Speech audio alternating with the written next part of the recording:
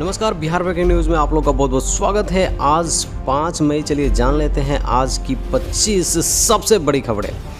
अप्रैल में 989 की जान लेने वाले वायरस ने 2 लाख से अधिक को किया संक्रमित। मई के 3 दिन में 261 मौतों के बाद निर्णय। जी हां, आप सही सुन रहे हैं।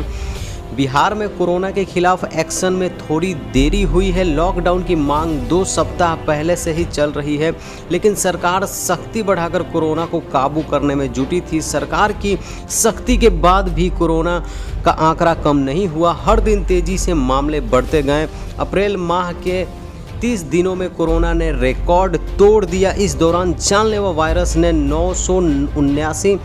989 लोगों की जान ली और लगभग 2,04,790 लोगों को संक्रमित। बड़ी खबर निकल के आ रही है कि अगर सुई से मर गए तो कौन जिम्मेदारी लेगा। जी आप सही सुन रहे हैं कि कोरोना वायरस के वैक्सीन को लेकर के लोगों के दिलों में डर का जो है माहौल बन रहा है। पूर्वी चंपारण के एक गांव में 800 लोगों को जान का डर। जी आप सही सुन रहे, दिन भर बैठकर लौट आ रही वैक्सीनेशन टीम, कोई नहीं जा रहा वैक्सीन लेने के लिए। आप सही सुन रहे, कोरोना महामारी से पूरे देश में त्राहिमाम कर रहा है।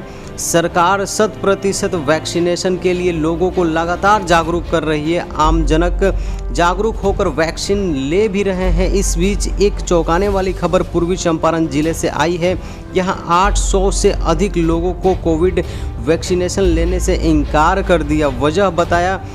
वजह बताई है कि कहीं सुई सेट नहीं किया और मर गए तो कौन जिम्मेदारी लेगा। सुप्रीमो लालू यादव ने राज्य की व्यवस्था सेवाओं को लेकर पटना हाई कोर्ट की तख्त टिप्पणियों का हवाला देते हुए राज्य सरकार पर निशाना साधा है। लालू के आधिकारिक ट्वीट हैंडल से मंगलवार को किए गए ट्वीट में कहा गया है कि पटना हाई कोर्ट ने बिहार की पूरी स्वास्थ्य सेवाओं को सेना को सौंप देने की बात कही है। लालू प्रसाद ने आरोप लगाया है कि महामारी में भी राज्य सरकार गंभीर और मानवीय नहीं है। सवाल किया गया है कि जंगल राज चिल्लाने वाले अब कहां दुबके हैं। एक अन्य ट्वीट में उन्होंने कहा कि कोई तो बिहार सरकार को नैतिकता, जवाबदेही, अंतरात्मा, कर्तव्य बोध सिखा दे। पटना हाईकोर्ट ने बिहार सरकार को लगाई फटकार, कहा नहीं संभल रहा तो सेना को सौंप दे कोविड प्रबंधक का जिम्मा। जी आप सही सुन रहे हैं।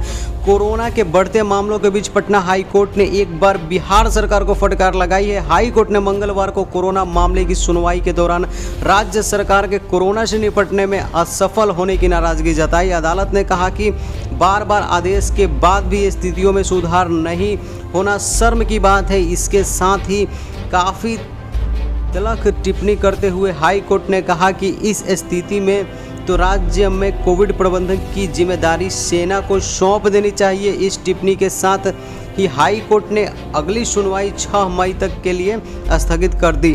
अब इस मामले में सुनवाई 6 मई को होगी।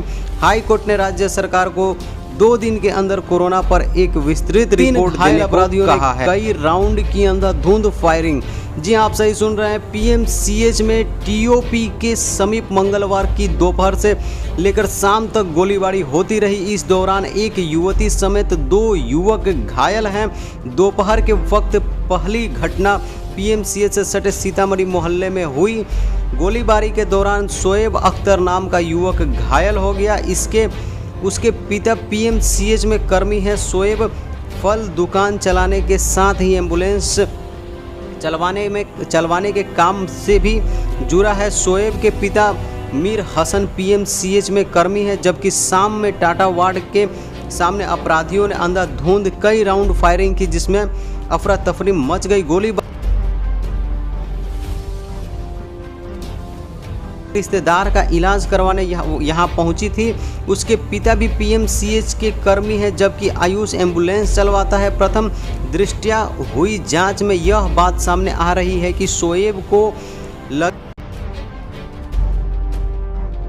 संदिग्ध हाल में छत से गिरी महिला की मौत। मायके वाले का आरोप, पति ने छत से फेंका। जी आप सही सुन रहे हैं। राजधानी पटना के जनकपुर थाना क्षेत्र के विग्रहपुर में मंगलवार की रात 26 वर्षीय विवाहित अनु कुमारी की संदिग्ध परिस्थितियों में 4थी मंजिल से गिरकर मौत हो गई। अनु मूल रूप से फुलवारी शरीफ की रहने वाली थी। उसकी शादी गुड्डू कुमार से हुई थी। सूचना के बाद घटनास्थल पर पहुंची पुलिस ने 100 को कब्जे में ले लिया। पुलिस मामले की छानबीन कर रही है। घटना की सूचना मिलते ही मृतक के पिता और अन्य रिश्तेदार भी घटनास्थल पर पहुंच गए। मायके वालों का आरोप था कि पति ने ही उसे छत से फेंक दिया और 3 साल के बच्चे के साथ फरार हो गया। पुलिस की जांच में आरोपित पति घर पर नहीं मिला। मायके वालों ने बताया कि अनु मंगलवार की शाम करीब 7 बजे मायके से विग्रहपुर स्थित ससुराल आई थी। देर रात तक उसके मौत की सूचना मिली। जनकपुर थाना प्रभारी मुकेश कुमार वर्मा ने बताया कि मृतक के घर वाले पति पर हत्या का आरोप लगा रहे हैं।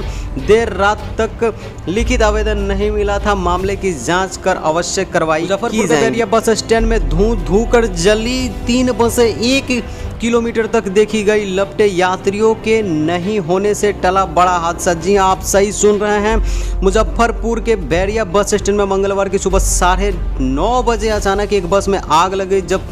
जब तक इसकी जानकारी होती उस बस के दोनों तरफ खड़ी 2 अन्य बसें भी आग की चपेट में आ गई।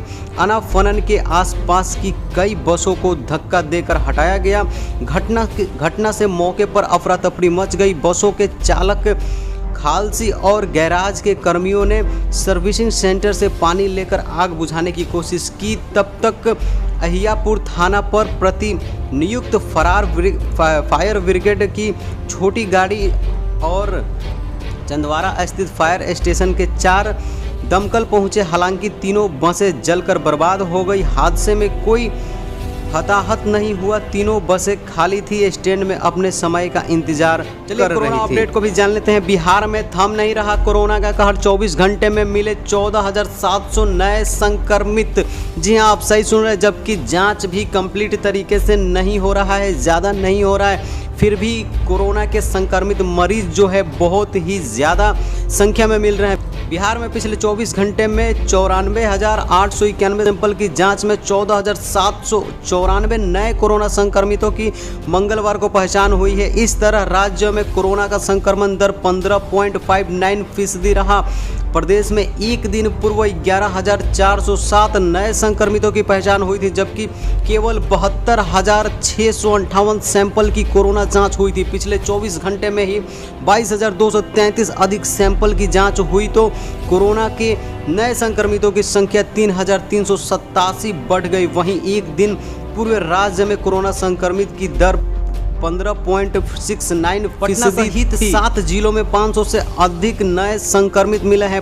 राज्य में पटना सहित 7 जिलों में 500 से अधिक कोरोना संक्रमितों की पहचान हुई। पटना में सर्वाधिक 2681 नए संक्रमित मिले। वहीं औरंगाबाद में 534, गया में 767, जमुई में 538, नालंदा में 618, वैशाली में 637 और पश्चिमी चंपारण में 516 नए कोरोना संक्रमित मिले हैं। 29 जिलों में 100 से अधिक नए संक्रमित मिले हैं। राज्य के 29 जिलों में 100 से अधिक नए कोरोना संक्रमितों की पहचान की गई है। अररिया में 187, अरवल में 145, बांका में 112, बेगूसराय में 462, भागलपुर में 417, भोजपुर में 201, बक्सर में 132, दरभंगा में 290, पूर्वी चंपारण में 232, गोपालगंज में 391, कैमूर में 106, कटिहार में 245, खगड़िया में 321, किशनगंज में 164, अखिलसराय में 103, मधेपुर में 299, मधुबनी में 411, मुंगेर में 170, मुजफ्फरपुर में 461, नवादा में 287, पूर्णिया में 371, रोहतास में 223, समस्तीपुर में 491, सारण में 457, शेखपुरा में 328, शिवहर में 178, सीतामढ़ी में 166, सिवान में 348 और सुपौल में 223 नए कोरोना संक्रमितों की पहचान दरभंगा से बड़ा खबर निकल के आ रहा है। दरभंगा में दहेज के लिए विवाहिता को जिंदा जलाने का प्रयास, भाग कर बचाई जान। जी आप सही सुन रहे हैं। बिहार के दरभंगा जिले के बहेरा थाना क्षेत्र की एक महिला को ससुराल वालों ने दहेज की खातिर जिंदा जलाने का प्रयास किया। मामले को लेकर शिवराम गाँव की रहने वाली स्व मोहम्मद खलीक की पुत्री नरसिंह खातून ने महिला थाना में आवेदन दिया। आवेदन में उन्होंने बताया कि 26 दिसंबर 2015 को सदर थाना क्षेत्र के लबान गांव के मोहम्मद असलम के पुत्र मोहम्मद नेमतुल्ला से उसकी शादी हुई थी। उसके ससुराल वालों ने पति को अरब जाने के लिए उसकी मां से 2 लाख रुपए की मांग की। मेरी मां ने 1,60,000 रुपए कर्ज लेकर ससुराल वाले को दे दिया। उसके बाद उसके पति अरब चले गए, वहां वे 4 वर्ष तक रहे। इस दौरान उसे कोई संतान नहीं हुआ। इसके लिए ससुराल वाले ने उसे बांझिन कहते हुए प्रताड़ित करने लगे। तब वह अपने मायके में ही रहने लगी। 27 मार्च 2021 को उसे पता चला कि उसके पति ससुराल आए हुए हैं। 28 मार्च को अपने ग्रामीणों के साथ ससुराल गई। वह पंचायती कर उसे ससुराल में छोड़कर ग्रामीण चले गए।